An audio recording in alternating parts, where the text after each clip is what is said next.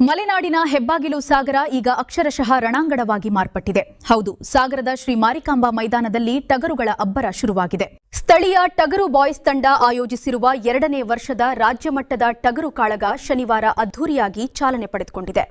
ರಾಜ್ಯದ ಮೂಲೆ ಮೂಲೆಗಳಿಂದ ಬಂದಿರುವ ಗಂಡುಗಲಿ ಟಗರುಗಳು ಅಖಾಡದಲ್ಲಿ ಪರಸ್ಪರ ತಲೆಗೆ ತಲೆ ಕೊಟ್ಟು ಸೆಣಸುತ್ತಿದ್ರೆ ನೆರೆದಿರುವ ಸಾವಿರಾರು ಪ್ರೇಕ್ಷಕರು ಹರ್ಷೋದ್ಗಾರ ಮಾಡಿದ್ರು. ಈ ಕುರಿತು ಒಂದು ವರದಿ ಇಲ್ಲಿದೆ ನೋಡಿ. ಸಾಗರ ನಗರದ ಗಣಪತಿ ಕೆರೆ ಪಕ್ಕದಲ್ಲಿರುವ ಶ್ರೀ ಮಾರಿಕಾಂಬಾ ಮೈದಾನ ಈಗ ಕ್ರೀಡಾಭಿಮಾನಿಗಳ ಹಬ್ಬಾಗಿ ಮಾರ್ಪಟ್ಟಿದೆ. ನಾಡಿನ ಸಂಸ್ಕೃತಿಯ ಭಾಗವಾಗಿರುವ ಗ್ರಾಮೀಣ ಕ್ರೀಡೆ ಟಗರು ಕಾಳಗಕ್ಕೆ ಸಾಗರ ಸಾಕ್ಷಿಯಾಗಿದೆ. ಶನಿವಾರ ಸಂಜೆ ಅದ್ಧೂರಿಯಾಗಿ ಚಾಲನೆಗೊಂಡ ಈ ಕ್ರೀಡಾಕೂಟಕ್ಕೆ ಸಾಗರ ಕ್ಷೇತ್ರದ ಶಾಸಕ ಗೋಪಾಲಕೃಷ್ಣ ಬೇಳೂರು ಚಾಲನೆ ನೀಡಿದರು. ಈ ವೇಳೆ ಮಾತನಾಡಿದ ಅವರು, ಗ್ರಾಮೀಣ ಸೊಗಡಿನ ಕ್ರೀಡೆಗಳನ್ನು ಉಳಿಸುವುದು ಇಂದಿನ ಅಗತ್ಯವಾಗಿದ್ದು ಸಾಂಪ್ರದಾಯಿಕ ಕ್ರೀಡೆಗಳಿಗೆ ಉತ್ತೇಜನ ನೀಡುವ ಕೆಲಸವಾಗಲಿ ಎಂದು ಆಯೋಜಕರಾದ ಟಗರು ಬಾಯ್ಸ್ ತಂಡವನ್ನು ಶ್ಲಾಘಿಸಿದರು.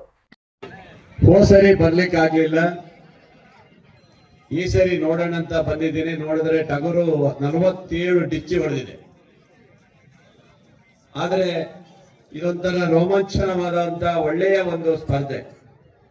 ಗ್ರಾಮೀಣ ಭಾಗದಲ್ಲಿ ಇವತ್ತು ಹಲವಾರು ಕಬಡ್ಡಿ ಹಾಗೆ ಬೇರೆ ಬೇರೆ ಏನು ಎತ್ತಿನ ಓಟ ನೋಡಿಸೋ ಜೊತೆಗೆ ಟಗರು ಕಾಳಗ ಇತ್ತೀಚೆಗೆ ನಮ್ಮ ಕಡೆ ಬಂದಿದೆ. ಹಿಂದೆ ನಮ್ಮ ಕಡೆ ಎತ್ತಿನ ಓಟನೂ ಇರಲಿಲ್ಲ.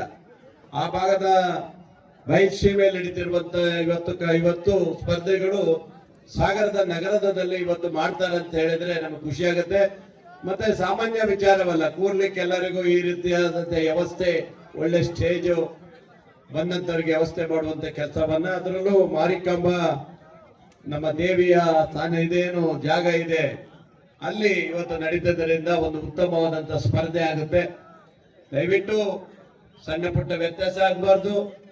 ಕುರಿ ಕಾಳಗ ಅವ್ರು ಮಾಡ್ತಾರೆ, ನೀವೇ ಅವ್ರಕ್ಕಿಂತ ಜಾಸ್ತಿ ನೀವೇ ಕಾಳಗ ಮಾಡಕ್ ಹೋಗ್ಬೇಡಿ.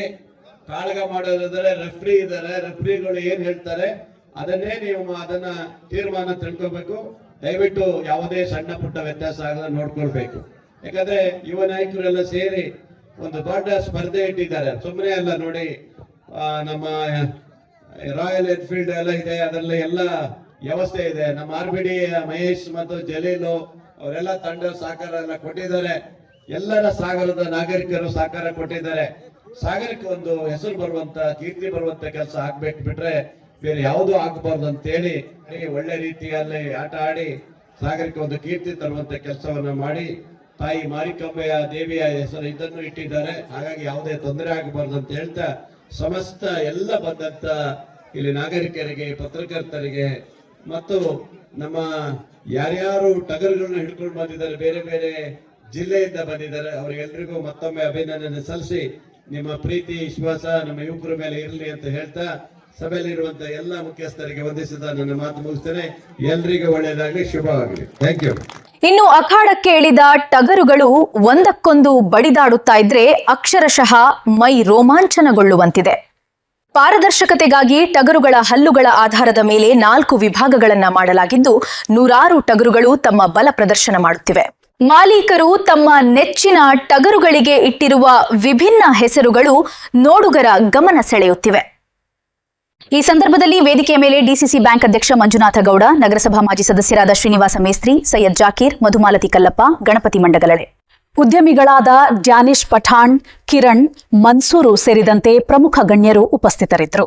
ಕಾರ್ಯಕ್ರಮ ರಾಜ್ಯ ಮಟ್ಟದಲ್ಲಿ 2ನೇ ಬಾರಿಗೆ, ಯಾಕಂದ್ರೆ ಸಾಗರದಲ್ಲಿ ಕಬಡ್ಡಿ, ವಾಲಿಬಾಲ್, ಕ್ರಿಕೆಟ್ ಇವೆಲ್ಲ ಕೂಡ ನಡೆಯುತ್ತೆ. ಆ ರೀತಿಯಲ್ಲಿ ಇವತ್ತು ಟಗರು ಸ್ಪರ್ಧೆ ಕೂಡ ಒಂದು ಕಾರ್ಯಕ್ರಮವನ್ನು ಲೋಹಿತ್ ಬ್ರದರ್ಸ್ ಅವರ ಸ್ನೇಹಿತರ ತಂಡ ಮಾಡ್ತಾ ಇದೆ.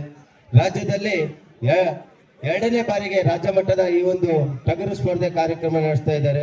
ಈಗಾಗಲೇ ಶಾಸಕರು ಕೂಡ ಮಾತಾಡಿದ್ದಾರೆ. ಯಾಕಂದ್ರೆ ಇಂಥ ಒಂದು ಕಾರ್ಯಕ್ರಮ ರಾತ್ರಿ ಆಗಿ 2 ಗಂಟೆವರೆಗೂ ಕೂಡ ಮುಗಿಯುತ್ತಂತಿದ್ದಾರೆ.